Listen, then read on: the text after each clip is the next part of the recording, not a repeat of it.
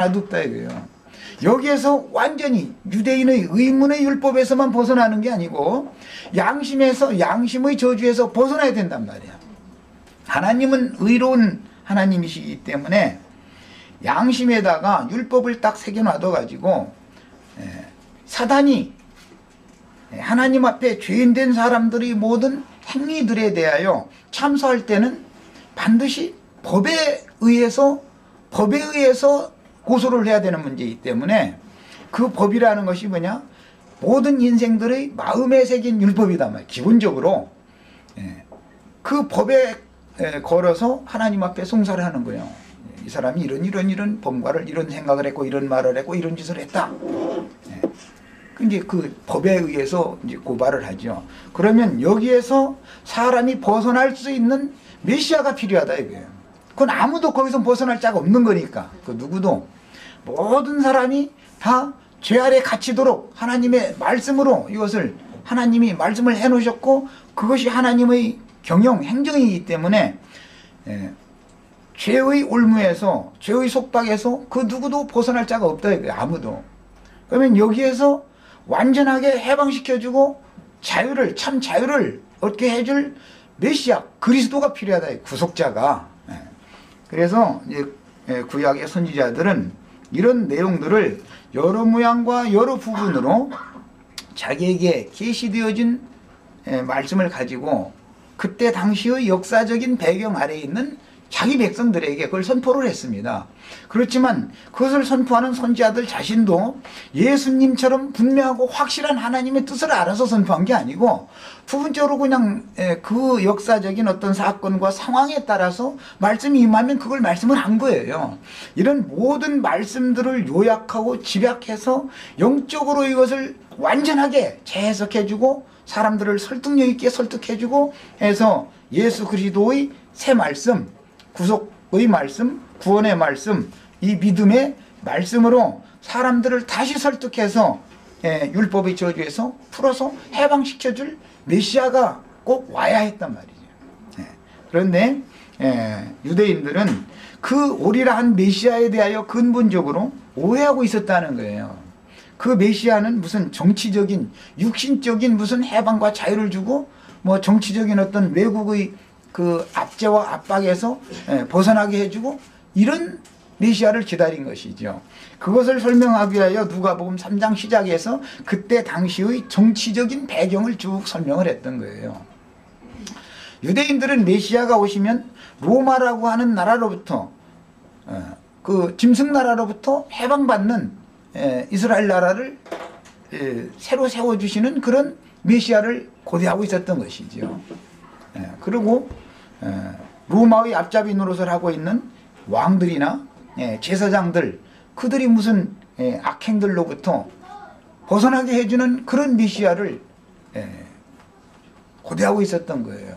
그런데 사실 예수 그리스도께서 오셔서 복음을 전하는 내용은 그런 정치적인 구속이 아니고 정치적인 어떤 학정과 학대에서 벗어나는 그런 구속이 아니고 영혼이 양심에서부터 자유를 받는 영원한 완전한 참 자유를 지금 주로 그 구속을 주러 오신 메시아로 왔기 때문에 유대인들이 볼 때는 이것은 너무 안 맞는 메시아인 거예요. 그런데 예수님 오셔서 간 데가 바로 그다. 오리라 한 메시아가 바로 나다. 이 얘기를 자꾸 하니까 유대인들은 배척할 수밖에 없었던 것이죠.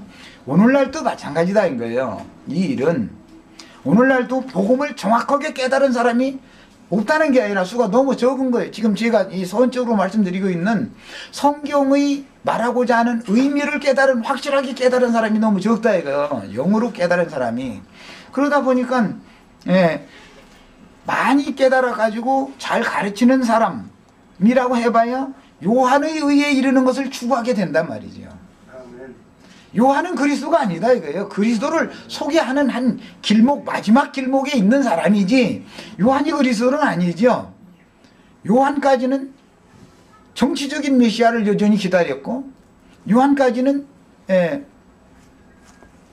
이스라엘 나라를 다윗의 왕국을 육신적인 유대인을 통해서 다윗 왕국을 다시 회복하는 이런 걸 생각하고 있었다 이거예요. 그걸 추구를 한 거예요.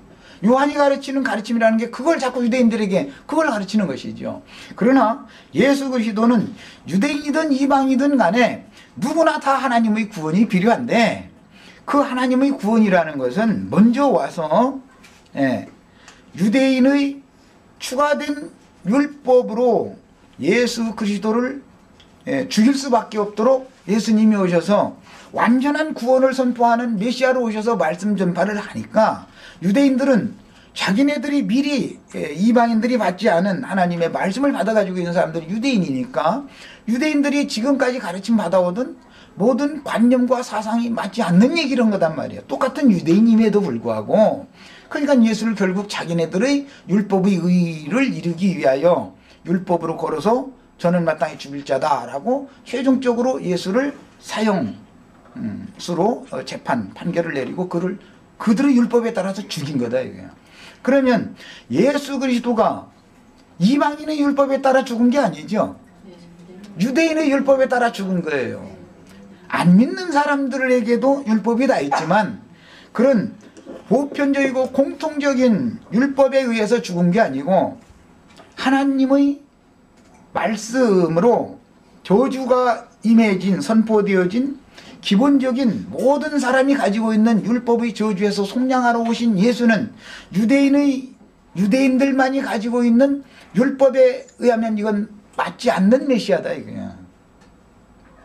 그러니까 그렇게 기다리던 메시아를 배척하게 된 것이 여기에서 기인이 되는 겁니다. 유대인들은 요한이 그때 당시 와서 요한이 매우 의로운 말을 했어요. 정치적으로 볼 때 헤롯이라는 사람이 오늘 이제 읽은 말씀처럼 무슨 자기 그게 이제 혈통적으로는 이 헤로디아라는 여자가 헤롯의 조카입니다. 진료지요. 조카이면서 자기 동생의 아내가 된 여자예요.